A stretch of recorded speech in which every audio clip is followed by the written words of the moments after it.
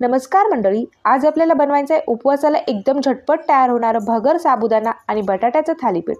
हे थालीपीठ बनवण्यासाठी जेवढं सोपं आहे चवीला तेवढंच भन्नाट लागतं। उपवासाचे हे थालीपीठ बनवण्यासाठी मी या ठिकाणी 1 वाटी साबुदाणा आणि पाऊण वाटी भगर स्वच्छ अशी धुवून घेतलेली आहे आणि फक्त 15 मिनिट मी याला भिजवून घेतलेलं आहे। त्यापेक्षा जास्त वेळ भिजवण्याची आपल्याला अजिबात गरज नाही। 15 मिनिटांनंतर आपण याला मिक्सरला थोडंसं जाडसर असं वाटून घेतलेलं आहे। चवीनुसार मीठ टाकून घ्यायचं आहे।